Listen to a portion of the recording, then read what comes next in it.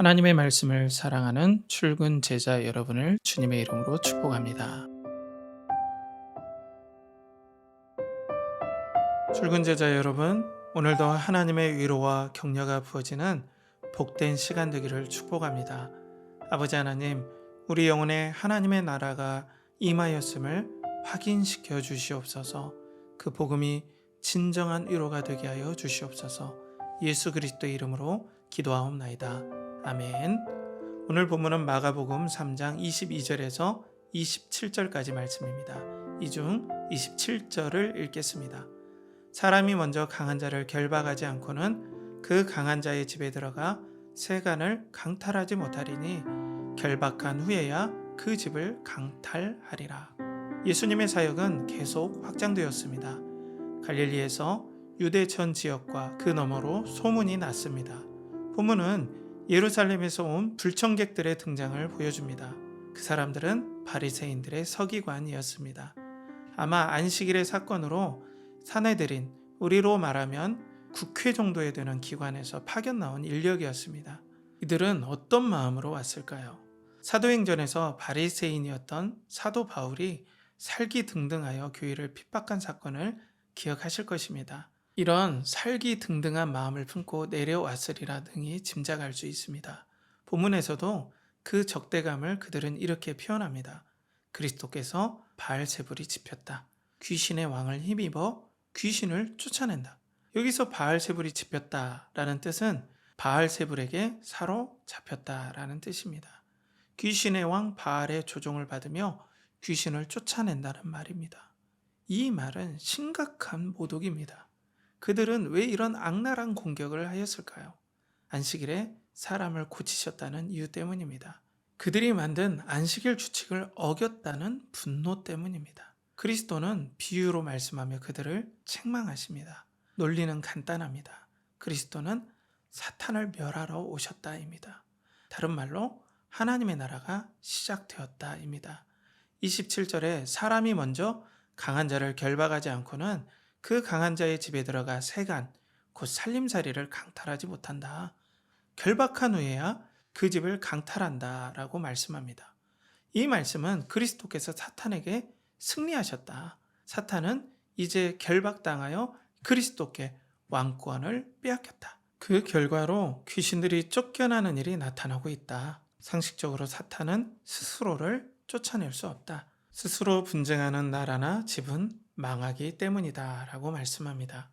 사랑하는 출근 제자 여러분, 먼저 우리는 그리스도의 관점으로 세상을 봐야 합니다. 성도는 마땅히 그리해야 합니다. 그리스도의 시야로 철저하게 돌이키는 일이 회개입니다. 사탄의 나라는 사실상 끝이 났습니다. 이제 사탄은 회복 불가입니다. 그리스도의 재림으로 완전히 망할 일만 남았습니다. 사탄은 이 사실을 감추고자 지금도 발악합니다. 오히려 패배한 사탄은 세상 곳곳에서 더 위세를 떨치는 듯 보입니다. 우리는 이 모습에 절대 속지 말아야 합니다. 바리새인의 서기관들은 틀린 관점으로 성경을 해석했습니다. 엄청난 지식은 사탄의 도구로 전락했습니다. 하나님께서 그리스도를 통해 영적 질서를 재편하심을 몰랐습니다. 바리새인들은 이 복음을 거부한 거죠. 자신의 힘으로 죄를 극복할 수 있다 믿었습니다. 역설적으로 정작 자신들이 바알세불에 집혀 있었습니다. 귀신의 왕을 힘입어 그리스도를 공격하고 있었습니다. 현대에는 사탄이 다른 방식으로 성도들을 공격합니다. 단 원리는 언제나 똑같습니다. 관점입니다. 그리스도의 관점으로 말씀을 보지 못하도록 미혹합니다. 하나님 나라 관점으로 세상을 해석하지 못하도록 유혹합니다. 성경을 자기 처세술의 바이블로 호도합니다. 이 땅에서 잘 되는 법에만 골똘하게 만듭니다.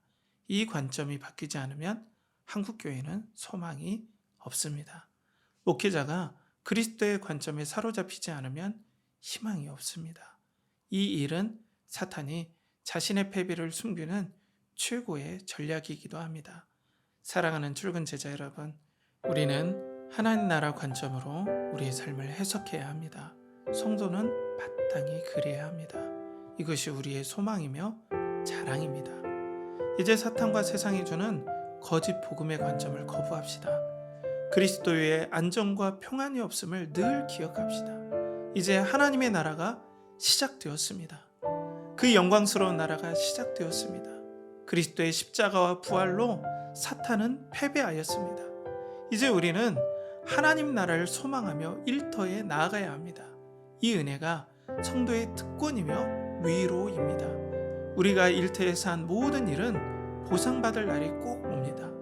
우리의 진실함이 드러날 날이 꼭 오게 되어 있습니다. 하나님의 나라를 그리스도와 함께 상속받을 그 영광스러운 날이 반드시 오게 되어 있습니다. 그날을 소망하며 오늘도 일터의 고단함을 이겨내는 출근 제자 여러분이 되시길 축복합니다. 내일의 일터를 위한 묵상 질문을 나누겠습니다. 첫 번째로, 우리가 영적으로 승리할 수 있는 근거는 무엇인가요? 둘째로, 그 승리가 일터의 고단함에 어떤 능력과 위로를 주나요? 함께 기도하겠습니다. 사랑하는 아버지 하나님, 그리스도와 함께 하나님의 나라를 상속하게 해주심을 감사합니다. 그 소망을 가지고 우리가 살아가게 하여 주시옵소서. 아버지를 사랑하오며 존귀하신 예수 그리스도의 이름 받들어 기도하옵나이다. 아멘.